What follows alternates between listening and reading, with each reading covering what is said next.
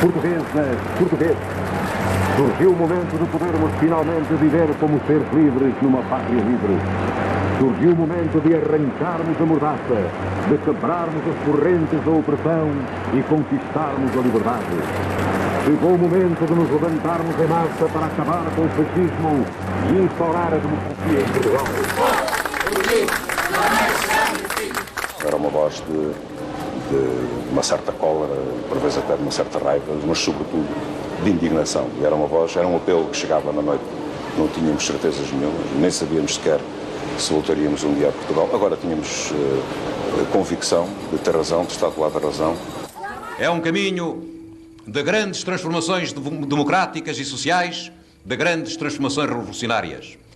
É necessário que em cada terra do nosso país os trabalhadores e as massas populares se organizem nos seus locais de trabalho e nos seus locais de residência para defender e consolidar as liberdades democráticas e para levar por diante o processo revolucionário iniciado a 25 de abril.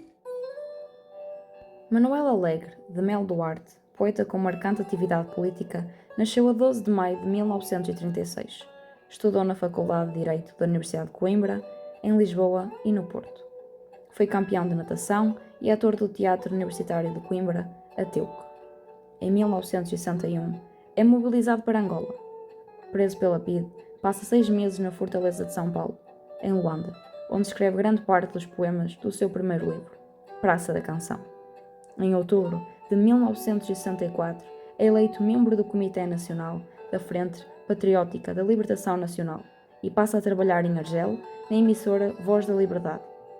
Regressa a Portugal após o 25 de abril de 1974. A sua vasta obra literária, que inclui o romance, o conto, o ensaio, mas sobretudo a poesia, tem sido amplamente difundida e aclamada. Relacionado ao 25 de abril, destaca-se o poema Vai-se o canto, vão-se as armas. Não sei se as pedras andam, mas o meu país é pedra e anda.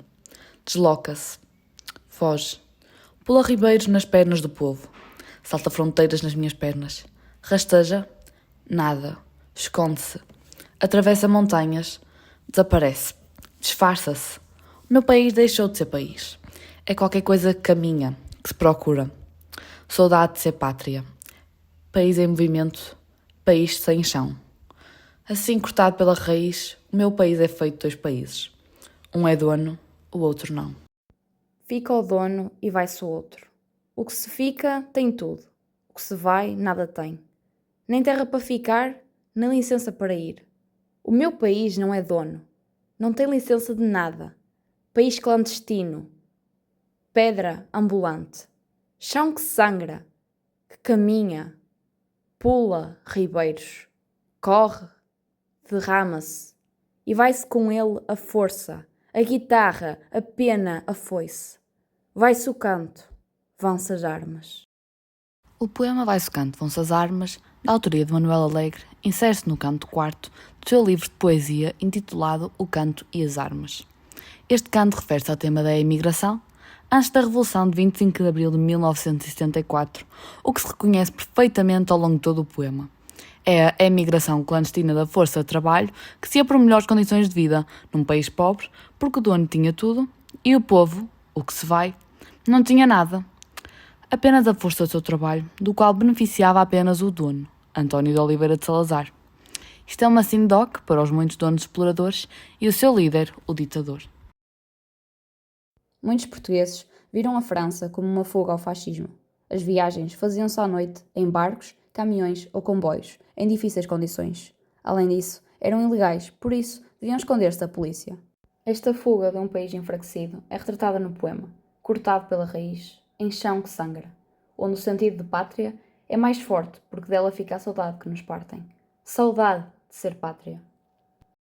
A utilização de verbos de movimento remete para a clandestinidade da fuga, que é-nos transmitida por esses mesmos verbos, pois a fuga tem de ser rápida e sorrateira, sendo que não tem licença para ir, como podemos verificar nos versos o que se fica tem tudo, o que se vai nada tem, nem terra para ficar, nem licença para ir.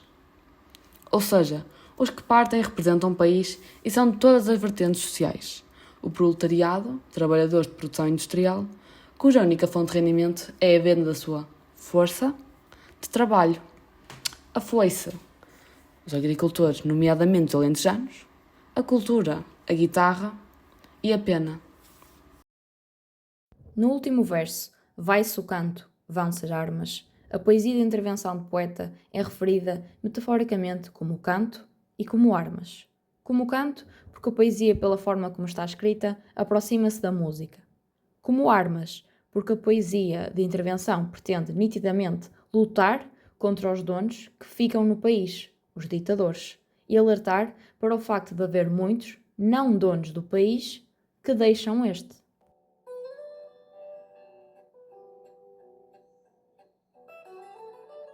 Na juventude de hoje, o fervor persiste. Em cada palavra, em cada gesto, resiste. A juventude, testemunha viva do passado, mantém a memória com o futuro alinhado. A entrada na universidade, uma batalha a travar, o acesso à sabedoria, um direito a conquistar. Mas as portas fecham-se, para muitos, tão cedo. O sonho da educação, adiado por medo. Enquanto isso, a habitação, um desafio sem fim, onde o teto sobre a cabeça parece um sonho sem fim. Emigrar torna-se então a única saída. Procurar horizontes distantes, numa vida renascida. Os jovens partem com coragem e saudade, em busca de um amanhã em terras de oportunidade. Presos de delito comum, mas sim presos políticos que lutaram pela liberdade do nosso povo conforme entenderam. O que é que lhe apetece neste momento dirigir à juventude portuguesa? Um apelo para que continuem a luta por essa liberdade. Muito obrigado.